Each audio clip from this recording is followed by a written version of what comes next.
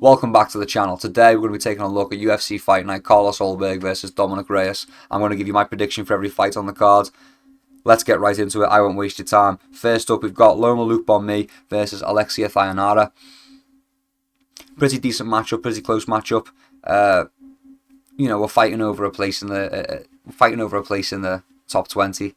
Trying to break into that top 20. Loma Lookbounmi and Alexia Thayanara. Do I think Thayanara is going to be able to submit Lookbounmi? No, probably not. I think Bonmi goes... If it goes to a decision, Bonmi probably does fairly well on the scorecard. She's good at scoring points and playing at the range. A little bit more experience in the sense that she's lost a few more to a higher caliber opponent than Thayanara. It's a tough one. I'm going to go with Loma Lookbounmi by decision. I don't think we're going to see a finish. This is women's strawweight, so it's rare we'll see a finish anyway. So yeah, we're going to go with Loma Lookbounmi, probably by a decision.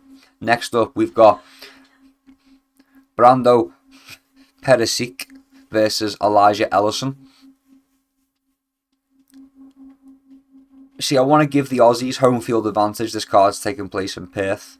And so I want to give the Aussies home field advantage. And give them that little nudge. It worked for the Mexicans over at Noche. But, well, the Mexicans over at Noche. It's a tough one. I'm going to go with Elijah Ellison. I wouldn't normally pick an American over an Aussie either. But no, I'm liking Elijah Ellison. I think he probably gets the knockout. It's going to be one of these guys is getting knocked out. I'm liking Elijah Ellison's chin. I reckon he gets the job done, to be honest. I don't think his chin's been tested. Or his chin's been cracked, I should say. His chin's been tested, it's not been cracked. I think his one loss is a submission. So, yeah, we're going to go with Elijah Ellison. Probably by a knockout. I'm going to say late round 1, early round 2. I think they're going to be slugging it out, and it's going to be a slugfest. They're going to get tired. And then whoever gets tired first is going to get chinned. And I think Elijah Ellison's probably going to last a little bit longer with the cardio. On to the next one. Luna Carolina versus Michelle Montague. Michelle Montague is on a tear. 5, possibly 6 of those wins are all submissions. Hasn't lost yet. Normally that's a plus. On this channel we see that as a negative. We like to see people lose at the highest level and then grow from that. Luana Carolina, probably not going to be able to hold up to the grappling of Michelle Montague. Do I think Michelle Montague breaks into the top 15 straight away on the debut? Yeah, I think she does. Honestly, I think specialists can still do really well in women's MMA. So I think Michelle Montague probably wins this by submission. I think it's probably going to be second round. I'd say first, but I imagine Luana Carolina kind of sticks to the game plan and just kind of plays it safe to play onto the feet. Grapple to stand, if that makes sense. So yeah, we're going to go with Michelle Montague to wear down Luana Carolina and get the submission. Yeah, we're going to go Michelle Montague by submission. Next up, we've got Colby Thickness versus Josias Musasa. Do I give the Aussie home field advantage? I'm inclined to give the Aussie home field advantage. Bantamweight fight. Small potential for a finish. Both guys are game. Both guys are talented. Both guys are tough as well.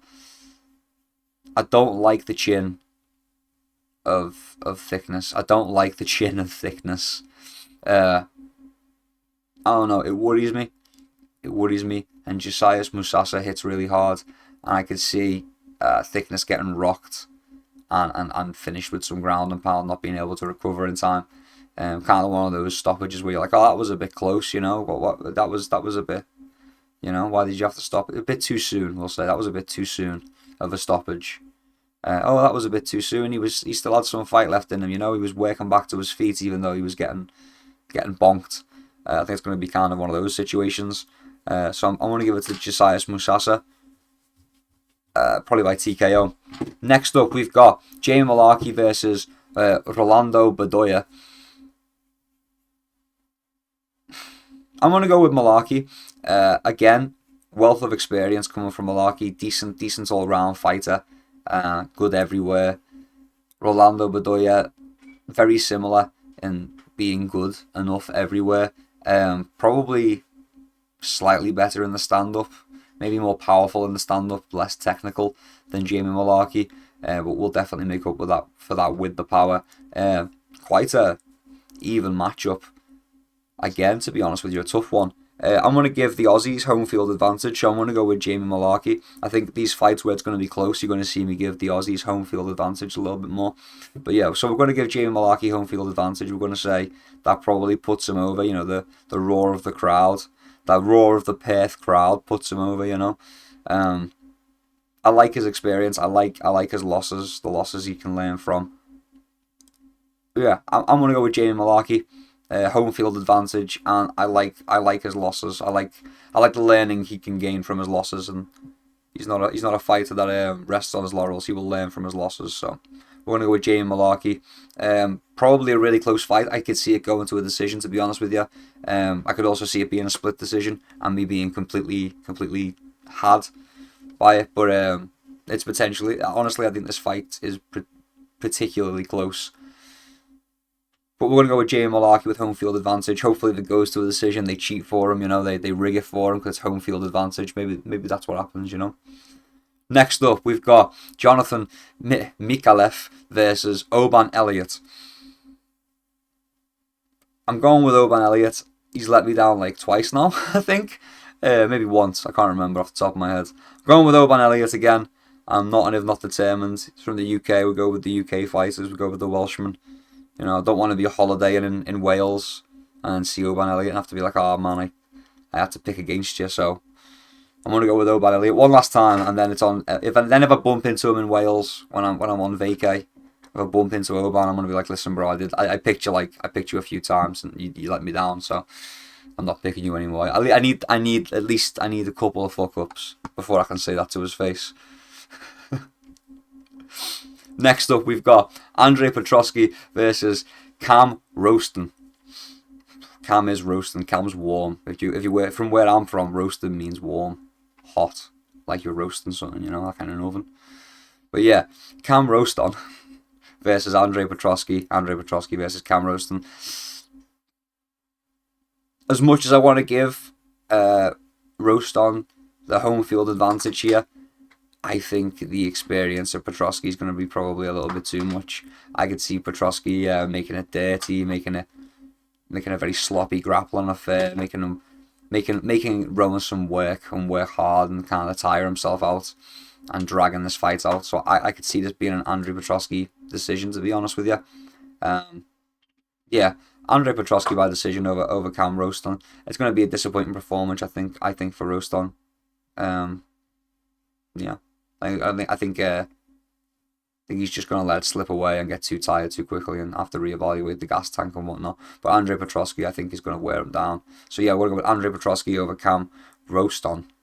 Next up, we've got Navajo Sterling versus Rodolfo Bellato. Interesting matchup. Making me struggle to stick with the Aussies, to be honest with you. I like Rodolfo Bellato to get the win over Navajo Sterling. I think Rodolfo Bellato is better probably everywhere aside from the range stand up. Yeah, I'm gonna go with Rodolfo Bellato. I reckon Rodolfo makes it dirty, puts him on the fence and just kind of knees his thigh, makes this a really dull affair. Whereas Navajo Sterling is just trying to shake him off and get that range again so he can do what he likes to do with the kickboxing. But I think Rodolfo Bellato makes this into a kind of a dirty grappling, dirty boxing affair. So yeah, we'll go with Rodolfo Bellato. I'm thinking Rodolfo Bellato by decision, to be honest with you. I'm thinking Rodolfo Bellato by decision. On to the next one. Tom Nolan versus Charlie Campbell. I'm going with Tom Nolan. Tom Nolan, I think, is going to get done fairly quickly, to be honest with you. I'm going to say a fairly quick TKO from Tom Nolan over Charlie Campbell. Not to disrespect Charlie Campbell, I just don't think he is at the caliber of a Tom Nolan, who I think has the potential to do very well in the UFC lightweight division. So yeah, we're going to go with Tom Nolan, more technical, just more skilled in my opinion. Campbell maybe stronger. He's built like a wall, is Campbell, but I think Nolan better build though. Nolan's a better build. Nolan's longer arms, I assume. I can go check just to make sure I'm not talking out my arse. But body types and builds, yeah, slightly taller, slightly longer reach. I think that's going to matter a lot when it comes to the fight. 5 years younger as well. I didn't even know that. I've only just taken a look. I'm thinking Tom Nolan. Honestly, Tom Nolan over Charlie Campbell. I think he gets it done fairly quickly. I think he stings him in the first round, about halfway through the first round, stings him with a hard shot. I don't think Campbell recovers, and the finish is going to follow shortly after that. Maybe not in the same sequence, but in the next one or the one after that, I think Campbell gets put down. On to the next one. Louis Sutherland versus Justin Taffer. Taffer, bro. Cut them from the sport. Disgusting. We're going with Louis Sutherland. Let's hope this Scottish monster can beat a fat guy. And now that I've picked against the Taffer, that means that they're going to win. So if you want to make your money now, you know what to do. But yeah, I'm done with the Taffer bros. There was a time where I was like, man, these guys, they swap it. But this is on short notice, by the way. This is a change up. So it was the other one. It was Junior Taffer, right? It was supposed to be fighting somebody else. Ibo Aslan, maybe? I don't know. But now it's Justin Taffer instead. Who cares? Both fat. Both just seem to only do well when I'm not expecting it. And I'm not expecting it, so like I said, bet wisely. But I'm going to be going with Louis Sutherland. Probably by decision. Then again, I could submit him or TKO him, because once you get a Taffer down and get one tired, they just give up. I'm done. Oh, I'm tired. Oh, bro, I'm tired, bro. Oh, I'm too tired, bro. Just, tap, bro. Tap. Too tired. Oh, just finish me, bro. But yeah, so I'm going with Louis Sutherland. Fuck the Taffer bros, man. Next up, we've got Jake Matthews versus Neil Magny. That's a tough-ass fight for Jake Matthews. I'm not going to lie. I like Jake Matthews, but Neil Magny's sneaky, man. I've said this about him before. He fights the level. Sometimes you'll put him in there with someone who's dog shit, and he will look dog shit. You put him in there with someone who hasn't got the right style, and he'll look dog shit. Put him with someone like Jake Matthews, and Neil Magny's set to do and look pretty good in that fight. It's a good opponent for Neil Magny. A tough one for Jake Matthews. I'm going to give Jake Matthews home field advantage. I'm going to pick Jake Matthews. I think he's got the potential to TKO Magny. If Magny doesn't submit him or TKO him first, to be honest with you, I think Magny's going to come out strong and want to make a statement over the likes of Jake Matthews. I'm gonna stick with my guns, and I'm gonna give Jake Matthews the home field advantage. I'm gonna pick Jake Matthews, and I think he gets it done by TKO. I think he TKOs Neil Magny. Maybe round 2, round 3. It's going to be later on in the fight. Late round 2, midway through round 3. After that reset, they get a bit more wind in them, Next up, we've got Jack Jenkins versus Ramon Tavares. Again, I'm going home field advantage. I'm going with Jack Jenkins. These guys pretty closely matched up again. It's reasonable to say that Jack Jenkins has a better wealth of experience. Jack Jenkins probably has a better stand-up. Tavares is kind of an unknown. I say it's an even matchup, but that is untested. I'm just assuming as much based on what I've seen. I'm going with Jack Jenkins. It's an easier fight for him. He's got the experience at this higher level that Tavares is lacking. So yeah, we're going to go with Jack Jenkins. Home field advantage again, but also the experience now at this higher level of the UFC. Next up, we've got Jimmy Crute versus Ivan Erislan. I can't go with home field advantage. I'm going with Ivan Erislan. I think Kickboxing wise, he's going to hit harder. Grappling wise, he'll probably not be as good as Jimmy Crute. That is the weakness for Erislan. But I'm liking the stand-up. I think Jimmy Crute's going to want to stand with Erislan. And I think that might be a mistake. I think he's probably going to get hurt doing that. It's a tough one. It's a tough one. It is a tough one.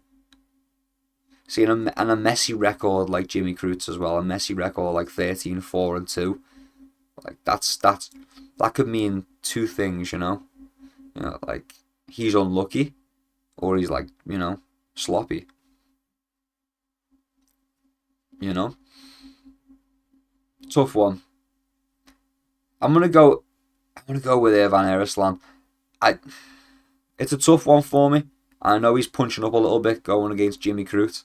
I just think he probably surprises Jimmy Crute with the kickbox. I think he's probably going to hit a lot harder than everyone's expecting. And I think that is the key to victory. I think he's going to catch Crute off guard.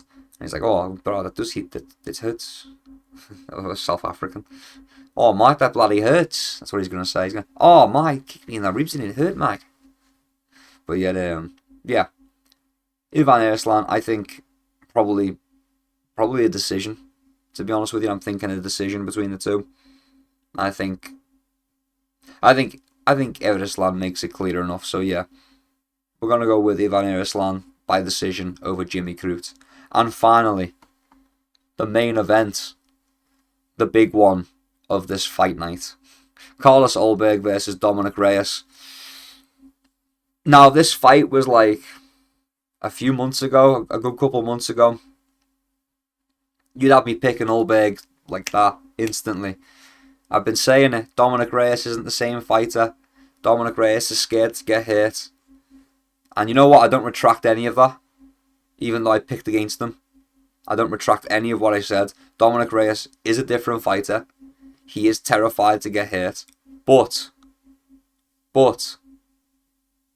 he's changed his style ever so slightly. He's tweaked it so that he's not getting hurt. So he's playing it safer, you know? And I like that. I like that for Dominic Reyes. There's a resurgence from Dominic Reyes that's happening right now. He's looking pretty damn good. And he's coming up against Carlos Ulberg. Another good contender. Really good fighter. A guy in line for a belt. If we're being honest, at light heavyweight, once we've got the Ankalaev Pereira situation out the way. You know, maybe he's next. Maybe not next, but maybe after that. You know, he's in line. He's one of the guys in line. You know, this fight right here. If Ulberg wins it, this kind of puts him up. You know, stopping a resurging Dominic Reyes kind of puts him to the front of that queue. Maybe second in that queue. You know, maybe third, but it gets him up there in that queue. Now it's Carlos Ulberg's in the picture, in the title picture. We have to consider him with a win over Dominic Reyes. And if Dominic Reyes wins this fight over Carlos Ulberg, he's in a very similar situation where it's like, okay, we had that fall off in the middle there somewhere, but we're coming back, we're looking solid, and we're beating quality opponents. And especially if he beats someone like Carlos Ulberg, he's beating top quality opponents. So it's a tough one. It's a real tough one. Again, I want to give Ulberg the home field advantage. It's tough to go to Aussie land. You know, the time difference, the crowd, you know, the heat, that dry Aussie air. You know, it's a lot to go over to Perth and put the work in. It's a tough one. It's a tough one. But Dominic Reyes has been looking really good. Really, really, really good. And he has tweaked his style. He's staying safer. I'm worried that Carlos Ulberg just steamrolls him. I'm worried that Carlos Ulberg just doesn't let him play to this new style where he's being more cautious and stuff. And Carlos Ulberg just forces him into a fight. And forces him into a situation where, you know, it's not going to go well for Reyes. So it's a tough one. It is a tough one to pick. I am in two minds about it, but for now, for this video, if I change my mind, there'll be a redaction video or a correction video. But I'm going to go with Dominic Reyes.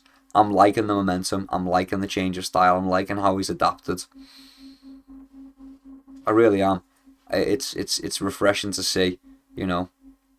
Sure, he's had some losses, but he's coming back strong, and he is making a statement. And especially with a win over Carlos Ulberg, there's a strong argument that, hey, maybe maybe this guy just had his confidence knocked in a fight that he probably should have won against the champion. You know, maybe he became a bit dejected and whatnot.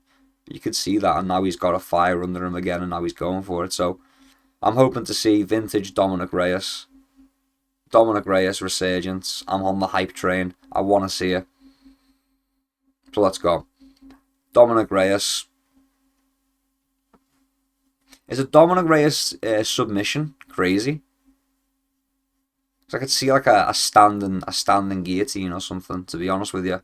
Some sort of standing submission over Carlos Ulberg against the fence. We're going to go with Dominic Reyes by submission. And that does conclude this prediction video. If you enjoyed it, leave us a like, subscribe for more, and don't forget, if you win your bets, I want 10% of the profits, and if you lose your bets, I have nothing to do with it, okay? I only want positivity and money. Until next time, keep your chin down and keep swinging. Peace and love. I'll see you around.